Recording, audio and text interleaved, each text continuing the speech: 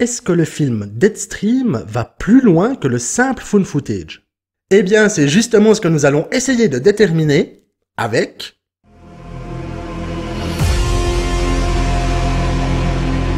Hey les fans de ciné, ici Critiqueur. Le sous-genre found footage est l'un de mes préférés. Pour rappel, ce type de métrage donne l'impression de voir un film qui a été retrouvé et il est principalement utilisé dans le domaine horrifique, même si on en trouve d'autres genres comme Projet X. Et j'apprécie énormément ce sous-genre pour plusieurs raisons. Tout d'abord, cela donne une meilleure immersion dans l'histoire. Que ce soit caméra à l'épaule ou par le biais d'un système de surveillance, clairement, on est dedans. Ensuite, parce que c'est un sous-genre qui permet à certains cinéastes de réaliser des métrages à moindre coût et qui peuvent être de qualité. Et enfin, parce que c'est un domaine qui est régi par des codes bien précis. C'est un sujet très riche et ça mériterait sans doute une vidéo complète un jour. N'hésitez pas à me dire ce que vous en pensez dans les commentaires. En 2022, Joseph et Vanessa Winter nous dévoilent leur premier long métrage, Deadstream, qui est donc un film réalisé selon le principe du found footage. Il est présenté en mars 2022 au conglomérat de festival SXSW, puis est dispo sur la plateforme Shudder dès le mois d'octobre. Faire un bon found footage, ce n'est pas évident. Est-ce que les époux Winter ont réussi leur coup? Est-ce que le film vaut le visionnage? Se contente-t-il d'être juste un found footage ou va-t-il plus loin? Nous allons répondre à toutes ces questions, mais avant toute chose, ce film, de quoi ça cause? Sean est un YouTuber qui poste des vidéos dans lesquelles il affronte ses peurs. Après une controverse sur une de ses vidéos, il perd ses sponsors et la plupart de ses fans. Afin de redorer son blason, il décide de faire un live depuis une maison réputée hantée, paumée au milieu de la forêt. Il ne se doute aucunement de l'horreur qui l'attend. Et là, vous allez me dire... Ouais, mais Critiqueur, on a déjà vu cette histoire un milliard de fois, c'est complètement naze, c'est du Blair Witch remixé... Eh bien, détrompez-vous. Côté acteur, nous avons celui qui porte le film du début à la fin, Joseph Winter. Et oui, en plus d'avoir la casquette de réalisateur, il a également le rôle principal. Drôle, décalé, terrifié, il interprète à merveille le créateur de contenu qui cherche à retrouver son public.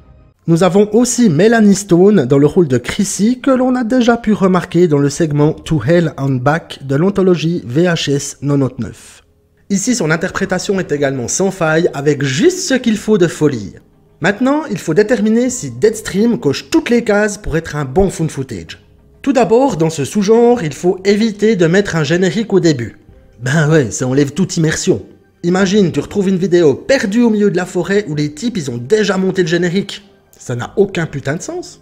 Là, le film commence avec Sean qui fait une vidéo pour annoncer à ses abonnés qu'il est à nouveau monétisé et qu'il a pour projet de passer une nuit seul dans le manoir de la mort. Pas de générique? Une case cochée. Ensuite, et il me semble que c'est la règle la plus importante, il faut une raison de filmer. C'est pas juste « Oh, une caméra pour mon anniversaire, trop bien, filmons un peu, tiens, des événements surnaturels !» Sérieusement? Ici, le but de Sean est de retrouver ses abonnés et ses sponsors perdus. La raison est donc toute trouvée et qui plus est fait sens. Case cochée. Il faut également une cohérence de réaction. Si tu te retrouves dans une baraque abandonnée, réputée hantée, paumée au milieu de la forêt, de nuit, seul, caméra à la main et que tu entends des bruits chelous, tu vas pas aller voir ce qui se passe. Ou alors t'es un warrior et tu mérites toute mon estime. Tu sais, genre... Oh, un bruit suspect, allons voir de quoi il s'agit. Youhou, on va peut-être tous mourir. Dans Deadstream, Sean se fixe la règle suivante. S'il entend ou voit quelque chose pendant le live, il doit aller voir de quoi il s'agit sous peine de perdre son unique et dernier sponsor. Franchement, l'idée c'est malin. Case cochée. Il faut également une cohérence de montage, donc éviter de couper le métrage avec des éléments filmés en caméra normale.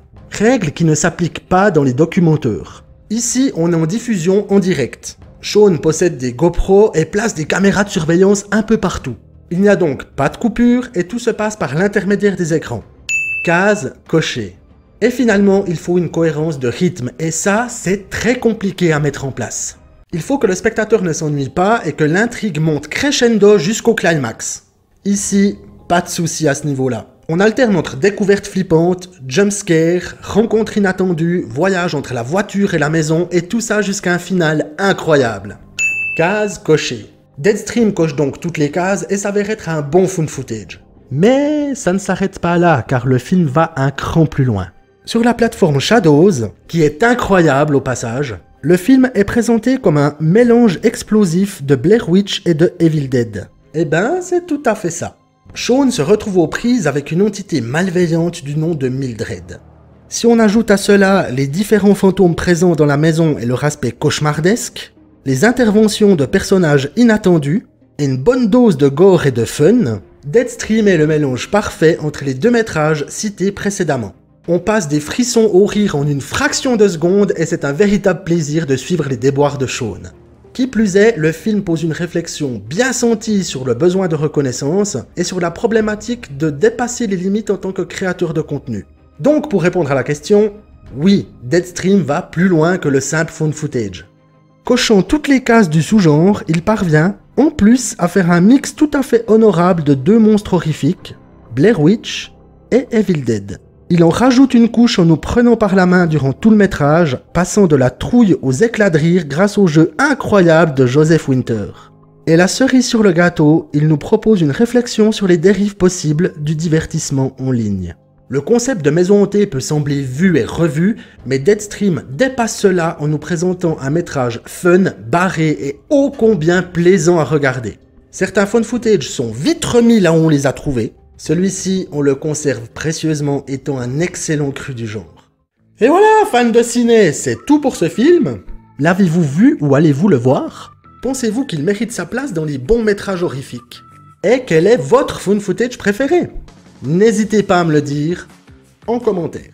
N'oubliez pas ce bon vieux pouce bleu ainsi que de vous abonner si ce n'est pas encore fait. Et j'en profite pour souhaiter la bienvenue aux nouveaux abonnés.